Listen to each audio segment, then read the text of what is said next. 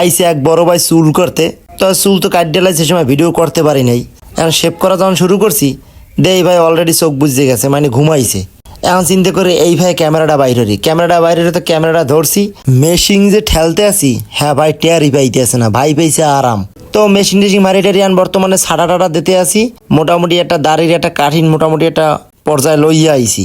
এখন ছাড়তে আসি, তো এখন চিন্তা করি যে পরে কি হর মানে, তো এখন চিন্তা করি একটু সাদা ক্রিম মাহি, এবার একটু হলুদ ক্রিম মাহি, মাইকে টেকে একটু ডলা টলা দিয়া হেয়ার পর মনে করেন যে একটু ফোম লাগাই দিয়েছি, লাগাই এখন দাড়ি তো আপনার মনে করেন যে শেপ তো করতে আসি, শেপ টেপ করতে আসি। আর মুই চিন্তা করতে আসি যে ভাইয়ের যে আগের যে চেহারা আনলে হ্যার থেকে একটু চেহারা ডেভেলপ করতে হবে।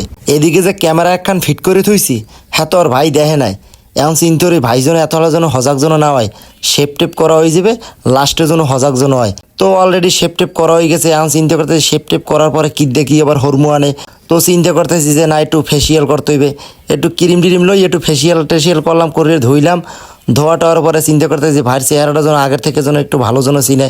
ওহ, অলরেডি দেখতেই আছি ভাইয়ের চেহারাটা অনেক সুন্দর হয়ে গেছে।